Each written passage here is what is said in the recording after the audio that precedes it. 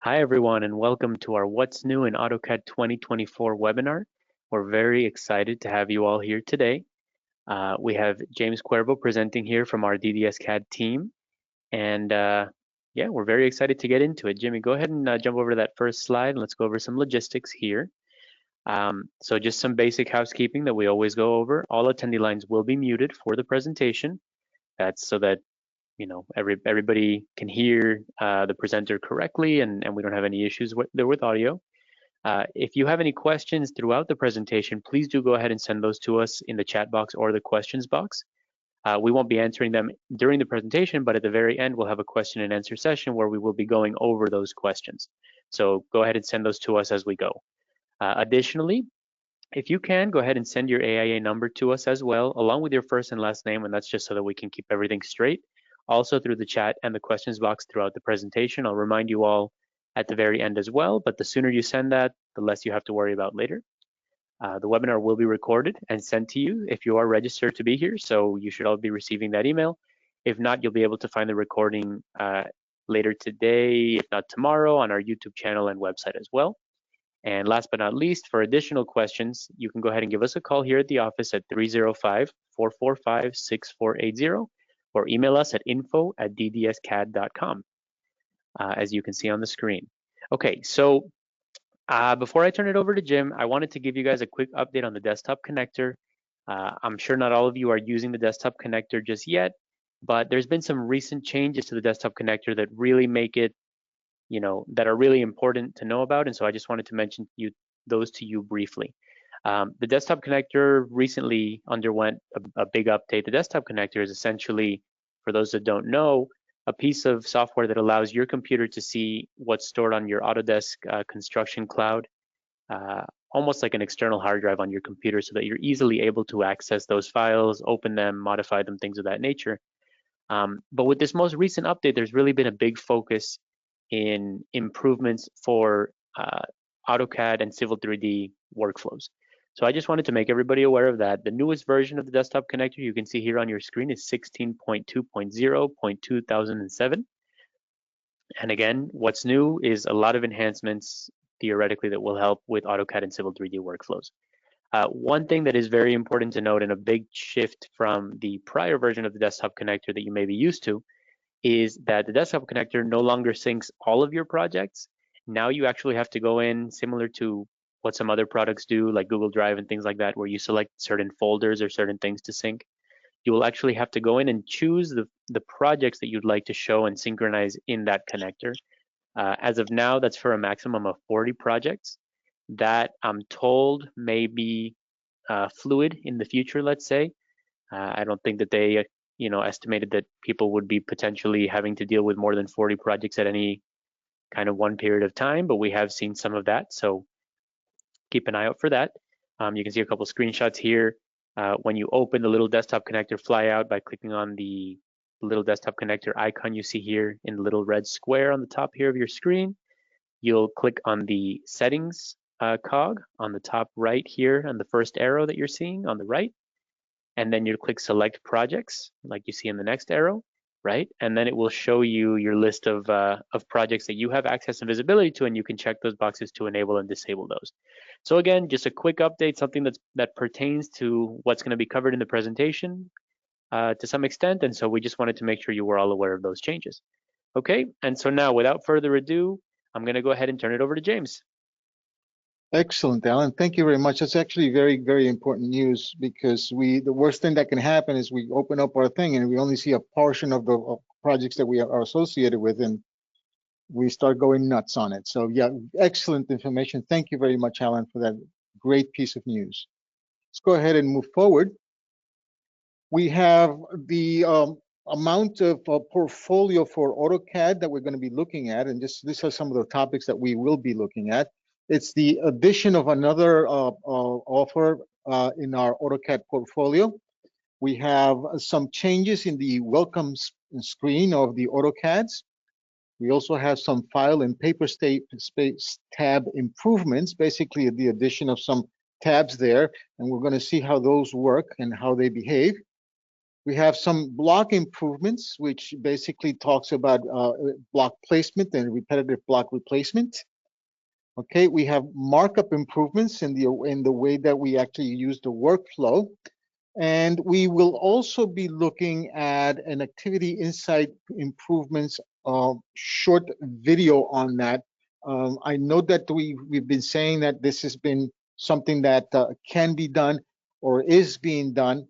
And rather than just speaking about it and just leaving it alone because of some restrictions that we will talk about when we get there, we will be trying to show you something that'll give you a good idea of what Activity Insights is really doing for you. And last of the list before the questions and answers, we will be going back to Alan, where he's going to give us a little bit of information on what's going on with the AutoCAD for Mac, which has been updated a bit. And as I said, we will be finishing up with some questions and answers proctored by Alan also. Very well, with all of that, let's go ahead and start looking at the AutoCAD portfolio. And as you can see here, we have added a new offering for the AutoCAD portfolio. It basically is the AutoCAD for the web. What does that mean? It means that the AutoCAD web applet that is actually being seen and operated through the Windows Web Explorer is now available as a separate purchase. That does not mean that it doesn't come available with the full AutoCAD or the AutoCAD LT. It does. But some people we have found are actually opting out by using the AutoCAD web in order for them to do very quick notations in the field when necessary. Okay, so that is the addition to our AutoCAD 2024 portfolio. Moving forward, we have some interesting little options and improvements that have been made in the welcome screen of the AutoCAD. We will be looking at a couple of things. One of them is going to be the new sorting and how that works, both in the grid mode and in the list mode. We will also be looking at the search options, which basically are having the kind of the same kind of influence on the grid or list mode. And last but not least, as far as the welcome screen is concerned, we will be looking at some changes at the Autodesk Docs, which you can see right here through this section right here. It's been renamed. It's no longer Autodesk Docs. It's now called Autodesk Projects. We'll take a look at how that's actually behaving and what it actually looks like. Very well, let's take a look then at the welcome screen. We'll take a look at the sort, followed by the search, and then we will go into the Autodesk projects. Very well, this is our welcome screen, and it's kind of the same, but there's a few changes that we want to actually point out very specifically.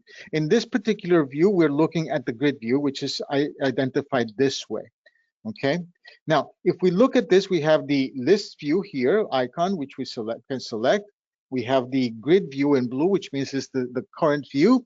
Then we have sorting, and across we have search, and then we have search settings. But look at what's going on here.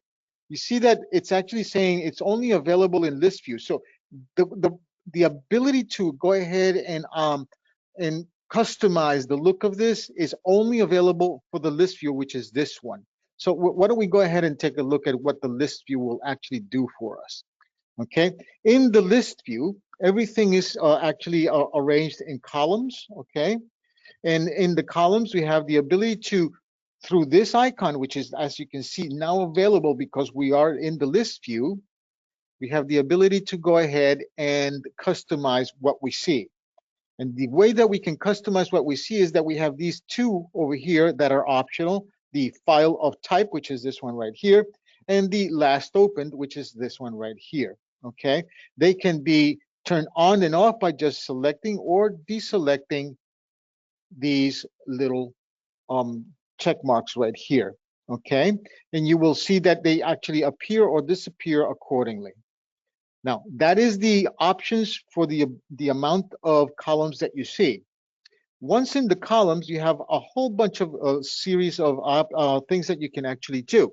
For example, here in this list, you can reverse the order by going to the up and down arrow here. Okay, you can do the same in the last opened, which is giving you the dates of the last time that the particular drawing was actually opened up. And once again, you can reverse it or straighten it out to go as default search or list or sorting. In the files of type, we have two files of type. Okay, so we understand this particular icon right here, as you can see, looking at the little help tip that it shows us, it's giving me a local path. You see that C? Okay. In this one here, it's giving me an Autodesk Docs path. So this is cloud-based and this is local-based. Okay. So that's how you understand these items here. We will also see how this is actually being used in the grid mode. Okay. Following that, we have the pin option, in which we can actually pin the particular drawing, in this case, on the position in here in the list that we have. And on the three little dots here, okay, what we do have here is the ability or options to make it open it either as a standard opening. Basically, you can edit it as much as you want. You can open it as read only. It doesn't matter what you do. You cannot save it. You can only save it as a different name, or you can remove it. And this is the key point here: remove it from the list.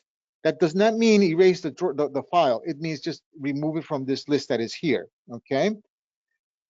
Continuing on, since we're in the list, let's take a look and searching in the list.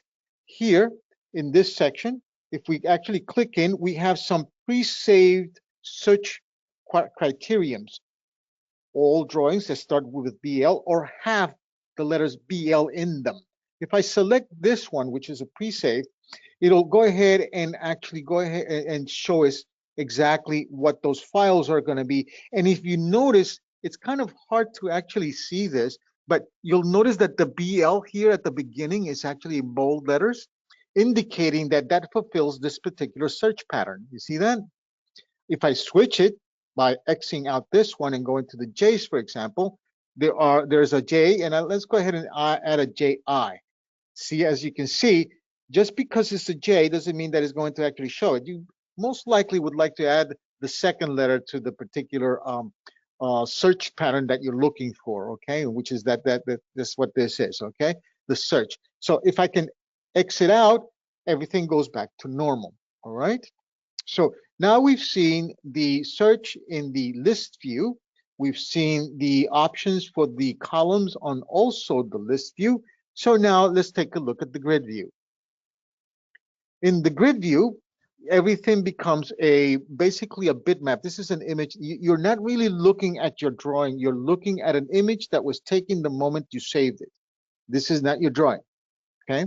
Very much like the old days. If you guys remember, some of the old timers remember, like myself, of course, remember when we used to have a fatal crash, and it would tell us, do you want to erase? And there was like nothing left in the screen.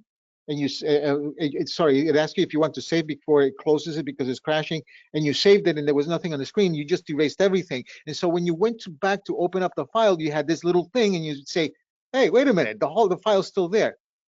That's what I'm trying to say. This is not your file. This is just a little bitmap, okay? Once again, you have the ability to pin it or not, okay? You have the ability to go ahead and open it as a open read only, or remove it from the list. And you have the item here, or the icon here, that shows you exactly what type of file this is. And when I say type, I'm not talking about DWG versus PDF.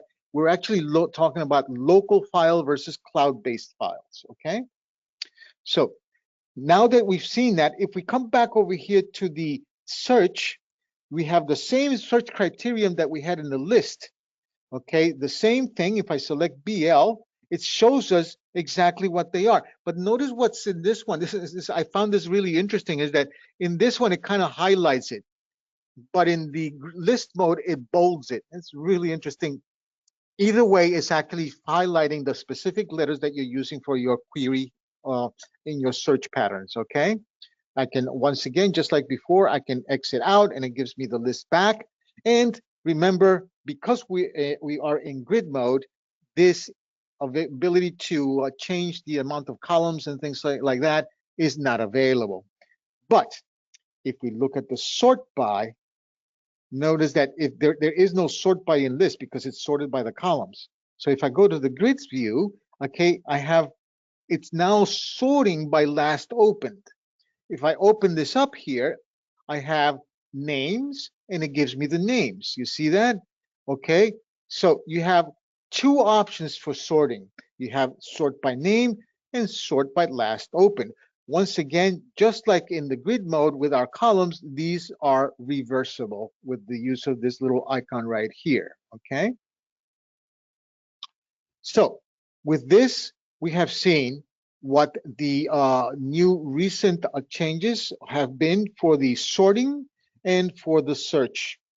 Let's take a look at the project space and see how all of this is actually affecting the Autodesk projects. Let's remember Autodesk projects, in reality, it is still the Autodesk docs, okay? That has not changed. The only thing that has changed here is the way we actually identify those projects that are cloud-based, putting them in the Autodesk projects, okay? So if we select the Autodesk projects here, we have a listing. We have a listing of lists. Sounds redundant, but yes, this is a list of my lists. And then we have the grid mode. So we have the list mode and the grid mode, just like we did in recents. We'll go back into this in a couple of moments because I'd like to explain this secondary panel that appears here. Okay, in this panel, the very top section is actually identifying the companies with which you are associated with. So there could be a list of companies up here that you could be associated with.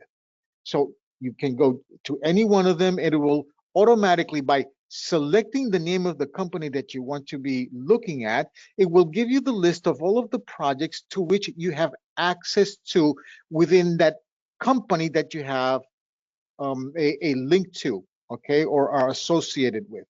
So my association, this is my access, okay? If I actually look at some of these, as if we're looking in here, we'll see that it's giving me a full path here in the actual presentation of the drawings, okay, that are available in the cloud. Okay, this is the path of the cloud of where the location of the particular project is, and these are all of the files that are located in this particular folder. Okay, this is last year's presentation, and I decided to use it because it makes a lot of sense for us to go ahead and see how this has actually been improving slowly but surely in every issue. Okay, in the sorting, once again, we have a lot more sorting here. You can sort by name and authors, by size, by versions, who locked it, who date that it was locked, the date creation of on disk, the date modified on disk, and the date created on Autodesk Docs. This is basically when this particular file was created in the cloud, it will give you that date. Okay, once again, all of these are also reversible. And we have, once again, the options for the list, but once again, it's on the list mode only. So let's go ahead and switch to the list mode and see what this looks like. And once again, because it's the cloud-based, it's giving you a little bit more flexibility as how you sort these columns out, okay?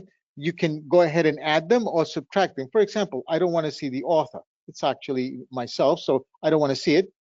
I can take it off, or I can bring it back up. It doesn't matter, okay? You will also notice that when I take the author off, the date lock is also taken off. You see that? That's actually pretty interesting, all right? So, very interesting little item there happening. Once again, we have the ability to reverse the orders. Same thing here, and reverse the version. Notice what happens. This is actually showing you the versions just like it would in Docs. That's what's really looking at here. Okay, that's what you're looking at. And this section in here, once again, is locked by, and you have the option to actually reverse the order, as I said before. But what's more interesting to me is the fact that you can still have the open read only, or refresh. Notice that in the other one, you cannot delete it from the list. This is the list of the cloud. You cannot delete that one. You can refresh it, but you can't delete it. Okay. That is a very important difference between the recent versus the Autodesk projects. Very well. Moving forward, we have now seen the sort by name or last open. We've seen the search by names and improvements. And we've seen the Autodesk projects and how all of these items actually are affecting each one of these particular ways of viewing your projects that you have access to. Let's move forward. And now we are coming to the File and Paper Space tab improvements. Drawing tab improvements. The new tab allows for quicker access to multiple commands, including start and close. But there's a caveat there. We're going to look at that. We also have a Paper Space tab improvements, which are actually super exciting because you don't no longer have to do that workflow that we had before, create the layout and then go ahead and assign whatever it is that you want to assign to that layout. Okay, it is now a little bit different through the use of a new tab, which we're going to look at in a moment. So now that we know what we're going to look at, let's switch over to the AutoCADs. And let's go ahead and open. Let's go ahead into our list of drawings. Here's our drawing tabs. Tab improvements. And for this, let's go ahead and close this.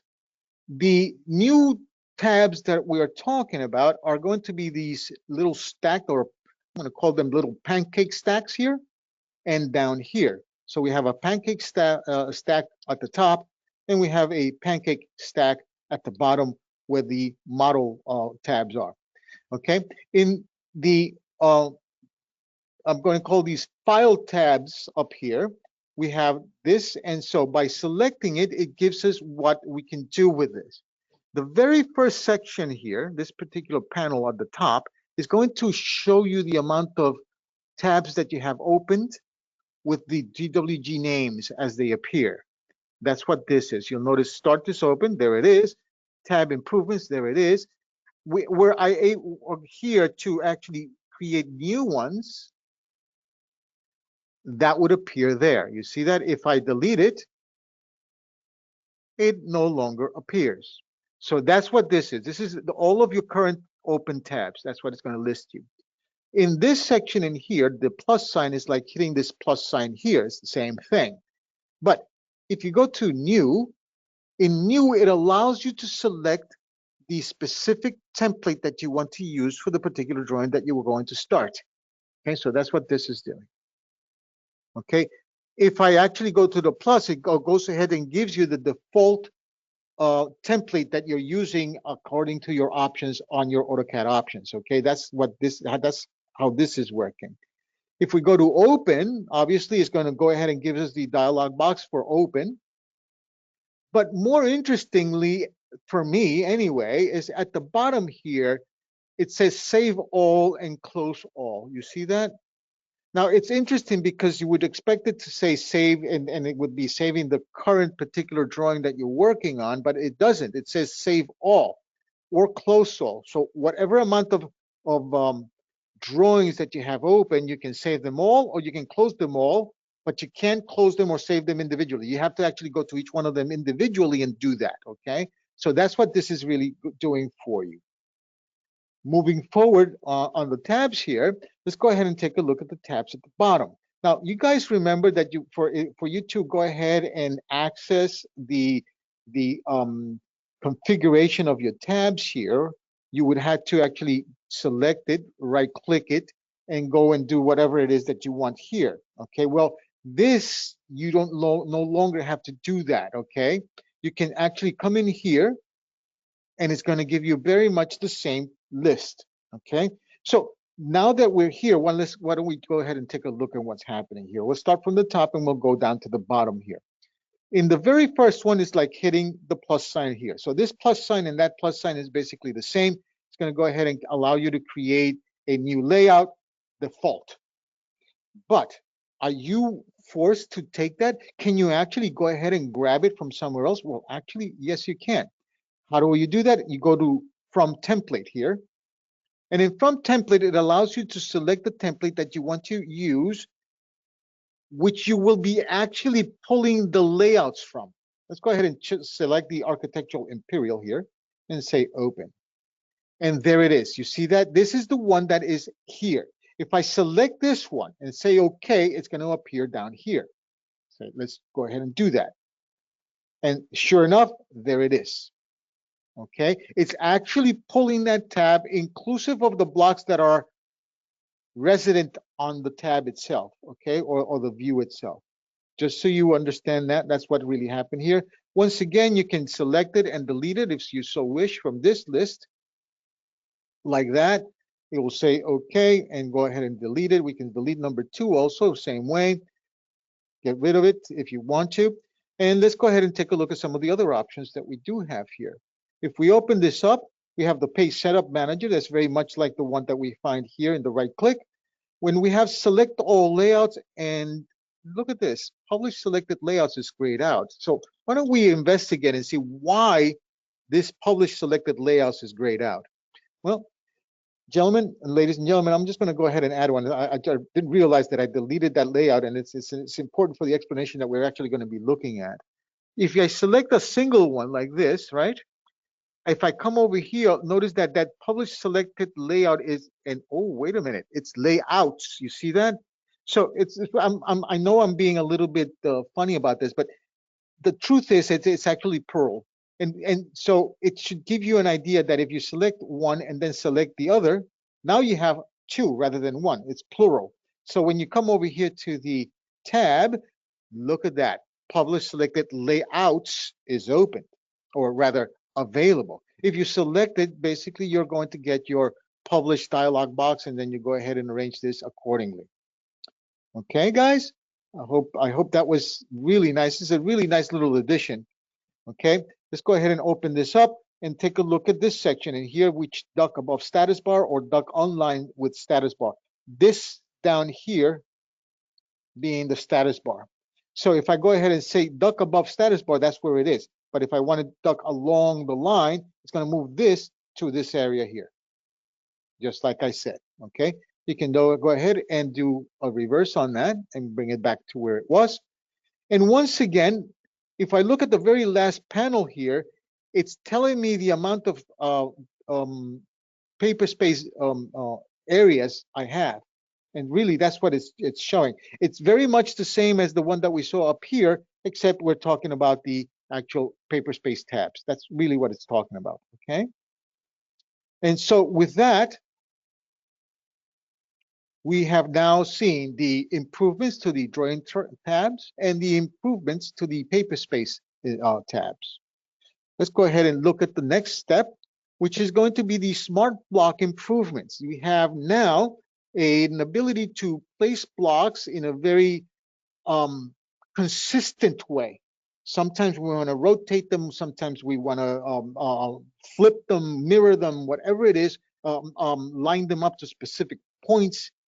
Okay, all of those things are being tracked nowadays, and not only for the placement, but also for replacements. But here is where it's much more evident. Okay, and what is it that I'm saying? Tracking. What are you talking about, Jim? What I'm talking about is the actual implementation of an Autodesk AI. We're talking about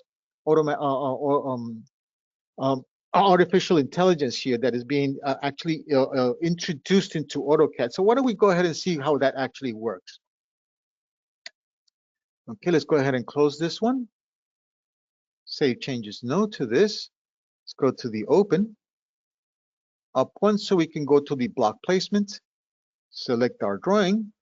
And here is our block placement. The block that we're going to be using to study this is going to be this particular one, which happens to be, if I select it and I right click on it and go to the properties, it's going to be called Desk 3. Interestingly enough, there's an icon next to Desk 3. You see that? On the miscellaneous name, there's an icon. It's called Replace. Now that's interesting. We'll look at that later. Okay, so this is the Desk 3. Right, so let's go ahead into insert. I'm going to go ahead and minimize this for now, and let's go into insert, and we'll go ahead into blocks, and here's my block. Okay, This is desk 3. Now it's been tracking how we place desk 3 in the environment that we want to place it in. So let's go ahead and select it. Now I want you to see some things that are happening, some orange things that are happening. You ready? Here it goes. You see those? You see how it automatically switches it? And it looks just like the placement that we had above, except oriented in the reverse. And I click. So that's a single placement. What happens if I want to repeat the placement? Can we do it? Well, actually, yes. If I come over here and I select the very same block that we're looking at, and I need to populate these 3 offices, right? Or cubicles, rather. I hit the repeat first, right there.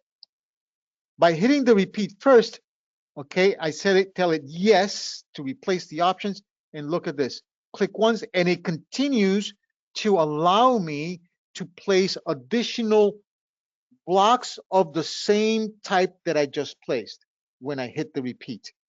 Okay, it's not go ahead and repeat placement and you can choose anyone. No, it's the same one that you're using. Basically, it's a repetitive placement of the same block that you are being able to repeat. Okay, so that's what really it's talking about. Let's take a look at this whole thing a little bit more in depth by going over here and saying open this blocks and blocks favorites, because the next step that we're going to look at has a direct effect here. Let's go ahead into the favorites. Let's open it up. Let's select the libraries. Hey, by the way, before I continue, and the reason I'm actually using the libraries is because there's something that is interesting and that's going to happen when we do the replacement. But if we look at the dialog box here for the block placement, the reason why it's allowing me to automatically place it is because this has been invoked here, auto placement. By invoking this, that's how you actually get this. Interestingly enough, the repeat is selected here, but it didn't allow us to do it here. And it's because it's not really meant for these automatic items. It's actually, I believe it's meant for the placement of some of the items that you might grab from the library that is here, okay, rather than repetitive items. That's what I believe. Either way, let's go ahead and take a look at replacement. I'm going to select this icon, this chair here in the computer. I want to replace those two. So I'm going to come over here to the replace icon. But wait a minute, it doesn't do anything. If I look at the options, it's giving me a message. There it is. The selection set contains different blocks definition. So we can safely say then that when you're actually going to replace any blocks using the multiple replace, or I'm going to call this batch replace, okay? When you're going to use this particular option, you need to have the blocks that you select to be the same. What do I mean by that? What I mean by that is this. If I select this icon and I select this one and this one and this one, when I come back to replace, and by the way, I can do it replace through the dialog box for insertion, or I can do the replace through the properties dialog box replace. If I click it here, I get the dialog box. And the first thing that hits me right in the face, let me just go ahead and close this out for a second, just because I need to see this.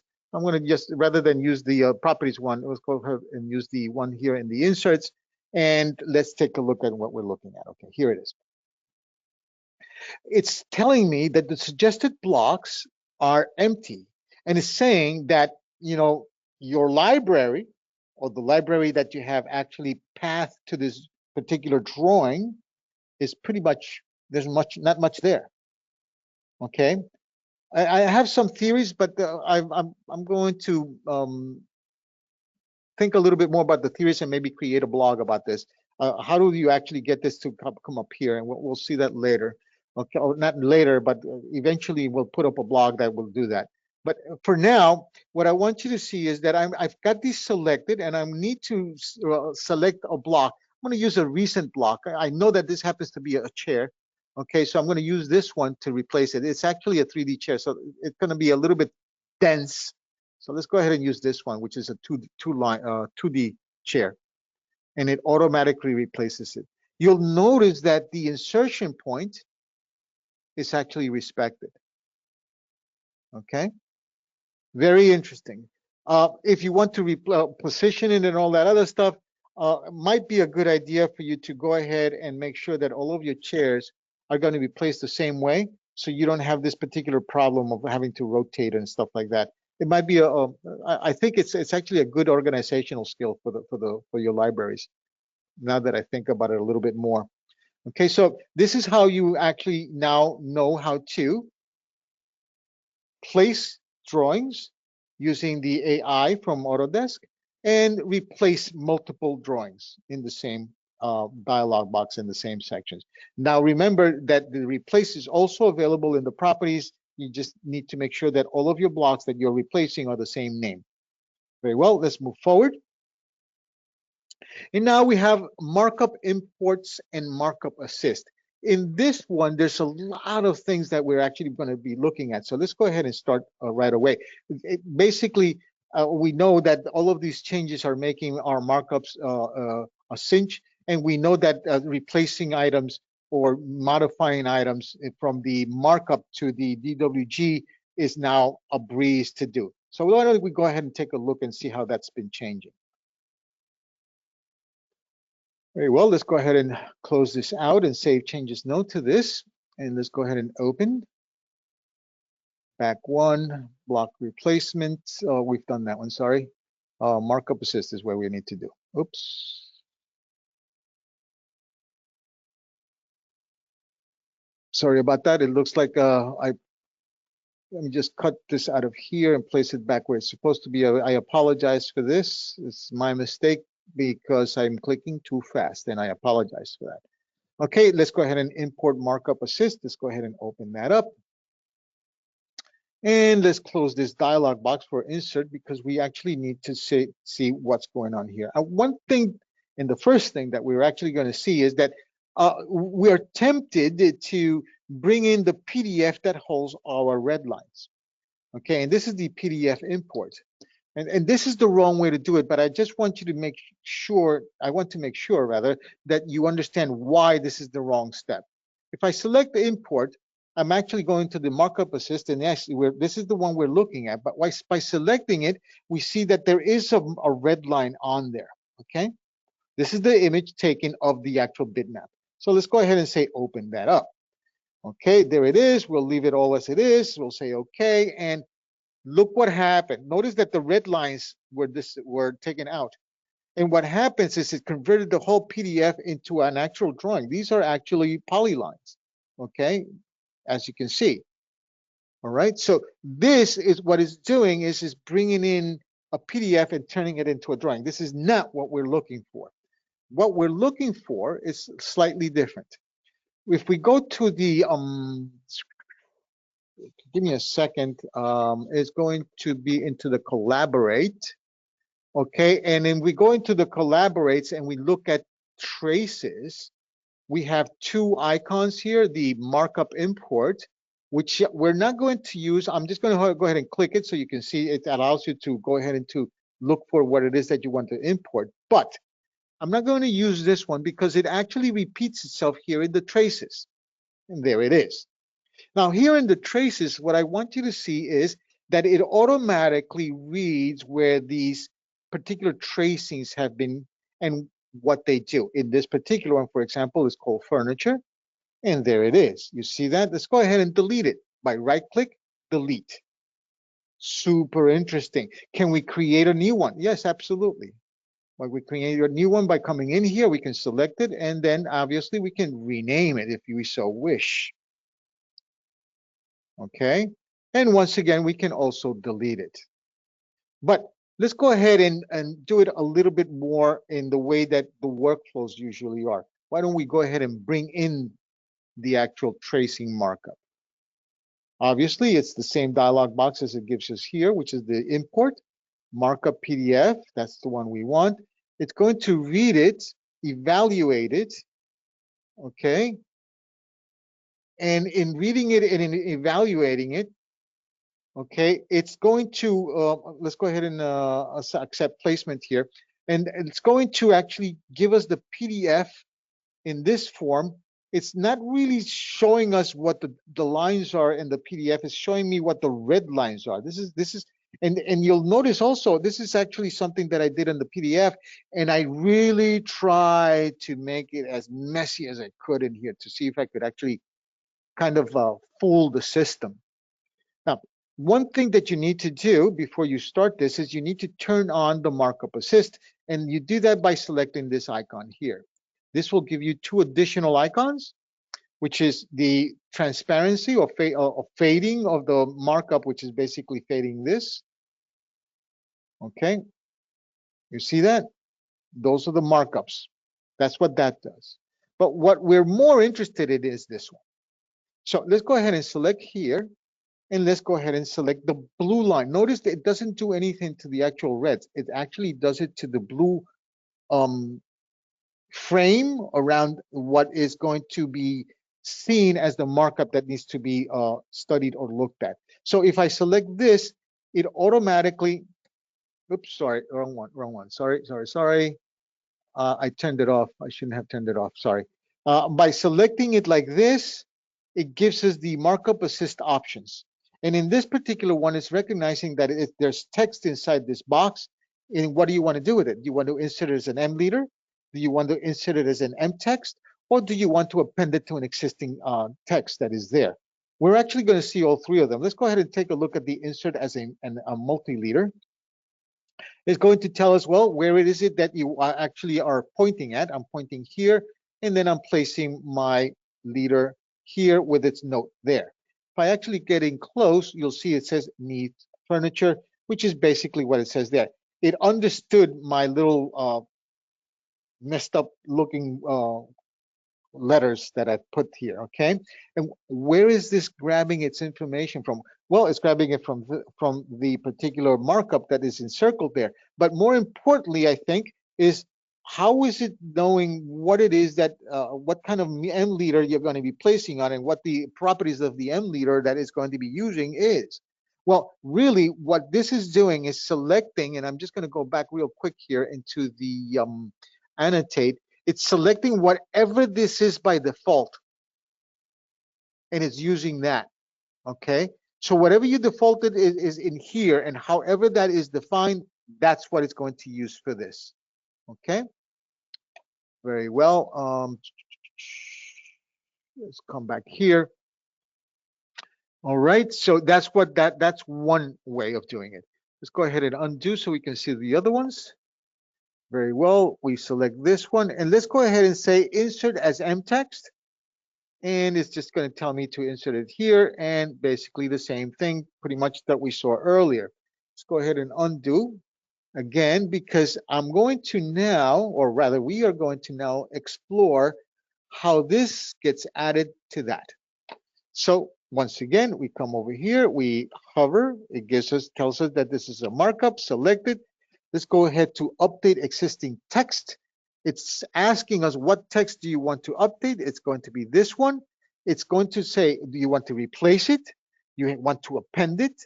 You want to select as a strikeout, or you want to undo? Let's go ahead and append it.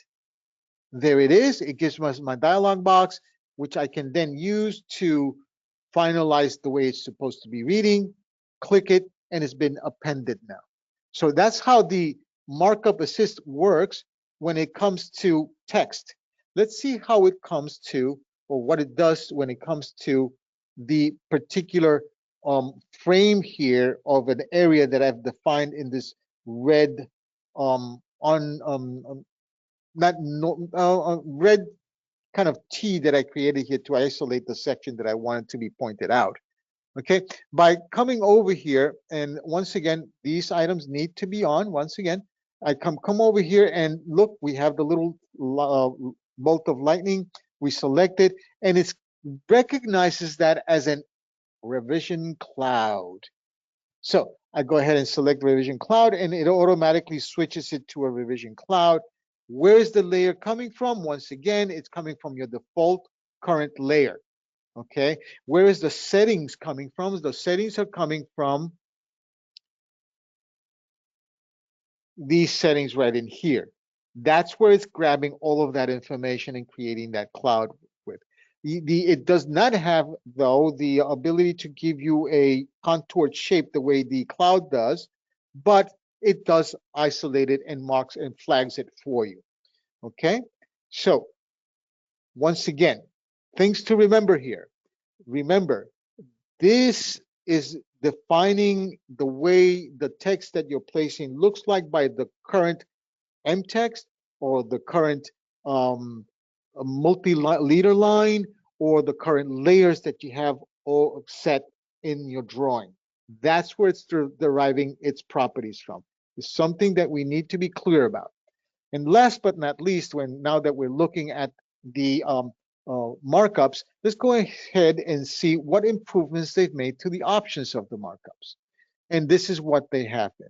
Okay, this is working on the trace itself. Okay, let me go back here.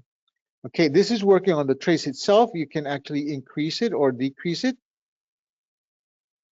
Okay, this is the trace itself. And in this one, it's the markup. Okay. Once again, interestingly enough, sort of like we have in some of the other dialog boxes that have to do with comparisons and stuff like that, we have the ability to turn things on and off, which is really a cool little option there that we've got, okay? So now we've seen what the improvements in the markup and markup assist, or markup import and markup assist have been. Let's go ahead and now let's take a look at our next slide, which is going to be the activity insight. Now, activity insight now influences block placements as seen in the new block placement. That's how it's actually going ahead and the artificial intelligence that's been introduced into AutoCAD has been working. It's actually keeping track of things. And because it's keeping track of things, we can definitely say that it's artificial intelligence, because not only does it keep track of it, it actually gives you options, okay, of the combination of those things, of what you can do with that persistent use of the not only the commands that you're employing, and how to combine those commands into single macros that you can use as a single click rather than multiple clicks, and the placement of your blocks. So for that, let's go ahead and take a look and see what that's going to look like. Okay, go ahead and move forward. I did say that I cannot show you this live, so I'm going to explain to you why we can't show it to you live. It's a very simple thing. The markup assist, the activity insights is fully available. Now I'm using the word fully available for full purchase AutoCAD 2024. Not the LT. The LT is a little bit different, but the AutoCAD 2024 full has the ability to create insights and offer them as options for you. That's the full version. The AutoCAD LT version does not create the activity insights, but it does allow you to select from options such as this right here, and you'll see that how that is working, to select those options and be able to go ahead and view what those options in the full version are, or what has been happening to this. Okay, so let's go ahead and see this, how it's really working, by viewing this small video. Okay, let's go ahead and look at the video. Hit the play button here. Okay, and we begin with the going into our drawing, into the view, and in view we will be selecting the history panel and selecting activity. The very first thing in the activity is going to ask you to do is and I'm going to let it go to a point, and then I'm going to pause it.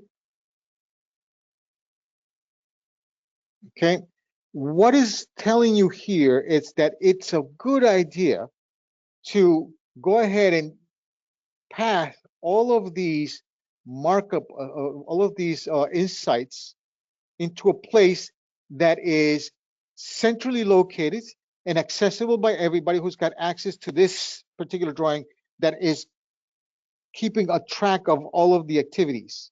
Okay, these are the activities for this particular drawing. So with that, I'm going to go ahead and hit the play button and continue to describe what it is that is happening on the screen. Okay, as you can see, it's pathing it differently, going to a specific drive that it's got separated, or they have separated. And let's go ahead and go to the common, and then open the location. Basically, it's telling it you go here to do the things. What that will do, it'll automatically populate the dialog box, and it populates it through today and previous dates of activities, which is what's being highlighted right there. Okay, so that's how it's going to do.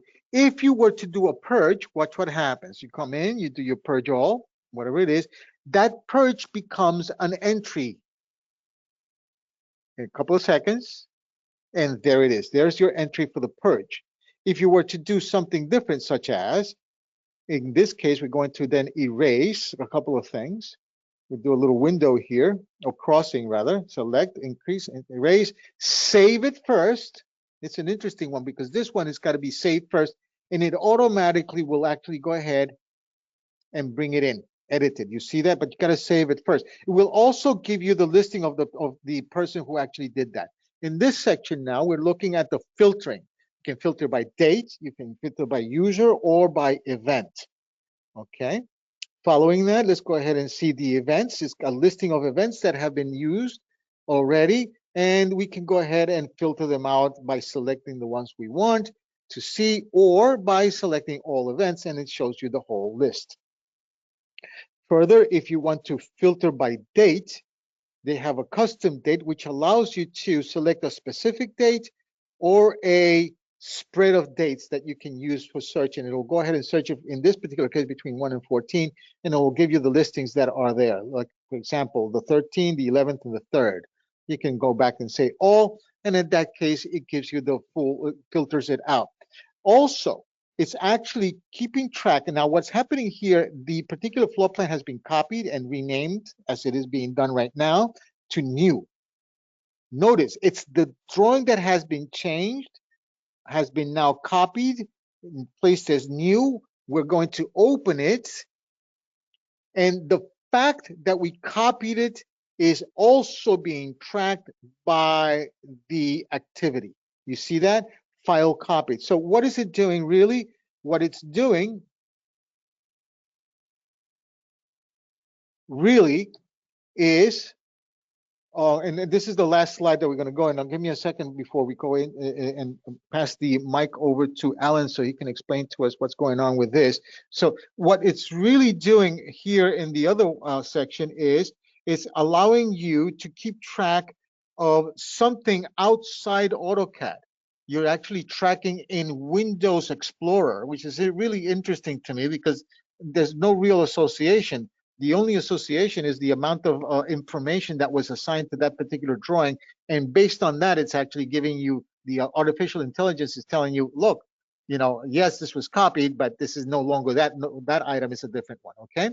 And with that, I would like to hand over the mic to Alan so he can tell us about some of the wonderful things that are happening for AutoCAD for Mac. Alan, Hey, please tell us about these wonderful things. perfect. Thank you, Jim. Just going to use this opportunity to give you guys a quick reminder. If you have not yet sent questions that you'd like answered, or you've not yet sent your AIA number in the chat box, please do go ahead and do that, chat or questions box, I'm sorry. Please do that as soon as possible. I only have 4 AIA numbers so far, so please go ahead and send those over. So real quick, we just wanted to talk briefly about some of the improvements here for the AutoCAD for Mac. So as some of you who may be Apple users at home may know, your most recent Mac computers have basically switched over from the Intel processor chips that they were using to their own M series chips.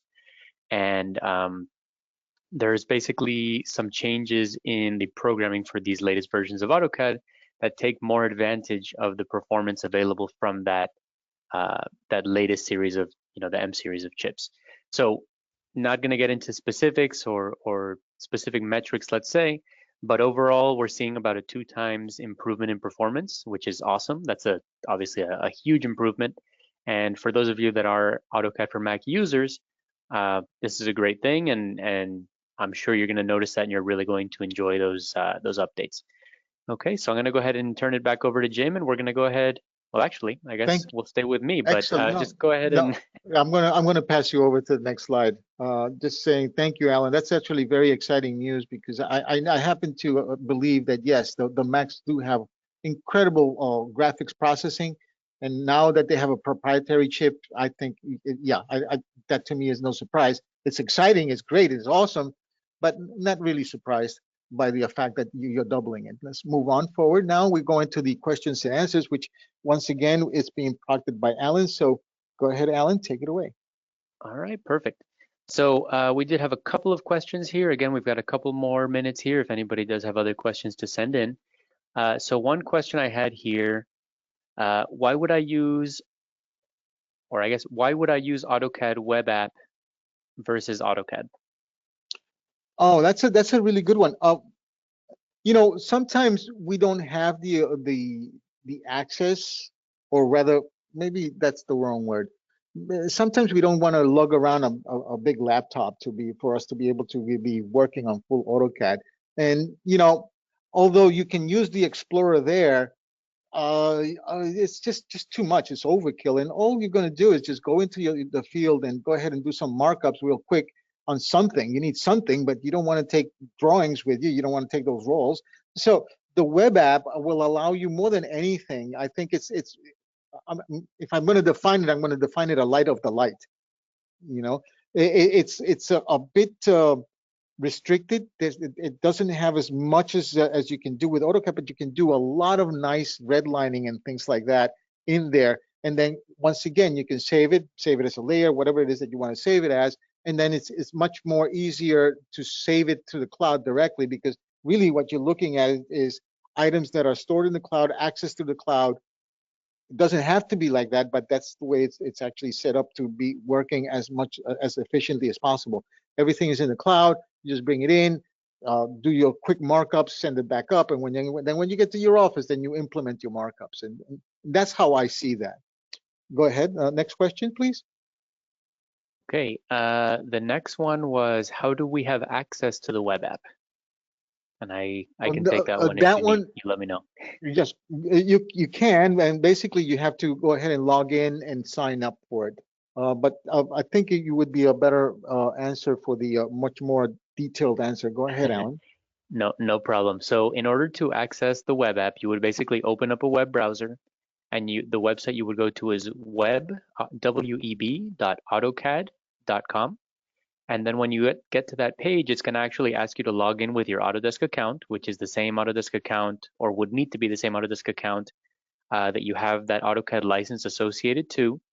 And then once you log in there, you'll have the access. And essentially, you'll have to either upload a file to work on it, or if you have already access from like Jim was showing to to a project in the construction cloud, or I think you can even integrate various file storage systems, Google Drive, Dropbox, Yes, that kind of thing in there yeah, as correct, well. correct. Yes. Sorry to Yeah, interrupt, but yes, you're correct. no, not a problem. So yeah, it's web.autocad.com. Excellent. Okay. Looks like we have time for one more here. Okay. When doing a block replacement, how does the system determine what block to suggest? Well, that's a really interesting one, and I've been thinking about that. So I'm going to, in this case, I'm going to do something a little bit different. Rather than, and I'm actually going to, I think it's got to do with the name, to be honest with you. Okay, and so I'm just going to close this. I'm going to close this also. Save changes to that. No, I'm going to open up recents here, and I'm going to take a look at this one.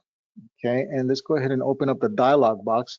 I'm trying to do this as quickly as possible. I know that we don't have a lot of time left, but I still want to show you this. So let's go ahead into the insert, and let's go ahead and do a replacement. Which is really what we want. So we're going to do this one. But before we do that, I just need to locate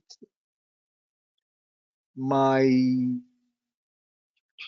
and I need to be really, because like I said, I'm actually thinking, okay, I think what it is this. You see the names here? But if you come in here, the name is completely different. You see that? And I think, and this is something I'm going to try. If this isn't the way to do it, I promise I'm going to make a blog about this, because this is an important question here. And what I'm going to do here is I'm going to go ahead and rename this, and I'm going to call this one Chair 18, CH Chair, and I'm going to call it 18, just for the sake of argument. Okay. And I'm going to close this, and I'm going to close this drawing again. I'm going to reopen it.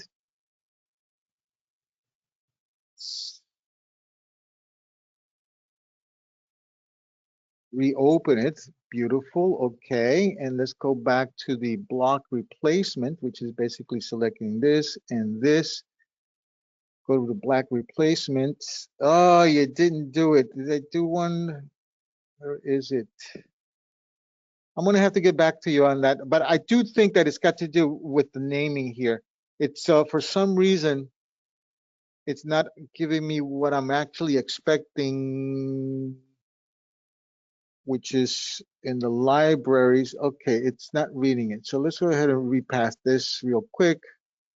Open that. There it is. Okay, now let's see if it works. It didn't register the name properly. So let's go ahead and see if that will work now. Let's go ahead and replace. Nope, nope, nope, nope, nope. It's somewhere else. And I promise you guys, I'm going to actually look into this and make a blog, because this looks like a really interesting thing to do, to create a nice little blog about this, because it tells you, can I find the item? And really, basically, is that the population in here is very, very small. There's not a lot of blocks in here. And the more blocks you have, the more options it knows that it can have. But I do think that the options come down to basically the chair, the naming. But once again, that will be proven or not proven in the blog that I will be making within, I figure, about 2 or 3 weeks. I should be having that up somewhere in our blog. Okay. I'm sorry I didn't have the right answer, but I think I'm on the right path. I just need to sit down and really look at this a little bit more closely. Anything else, Alan? Nope. I think we're out of time. So thank you all for being here. Let's go ahead and jump over to that next slide. Okay, so just some closing remarks here. Thank you all for being here today for our What's New in AutoCAD 2024 webinar. You can go ahead and check out that blog that Jim referred to a couple of times here on our website. And this is going to be the URL for that, ddscad.com/knowledge-center/Autodesk. We're going to have blog posts on there for AutoCAD, Revit, Civil 3D, 3ds Max, as well as some general Autodesk related posts. Additionally, we do have AutoCAD Essentials trainings available monthly. You can contact us for more information on those, as well as checking the schedule for those on our website, as well as other product services. All of that you can find more info about on our website as well. And last but not least, just a reminder, our phone number here is 305-445-6480, and you can email us as well at info@ddscad.com for anything further. And that should be it. Thank you all for being here. Thank you, Jim. Thank you very much, Alan, for the beautiful experience that we're having right now by sharing so much wonderful information. I wish you all good luck, be safe, stay healthy, and thank you for watching. Till the next one, see you next time. Thank you.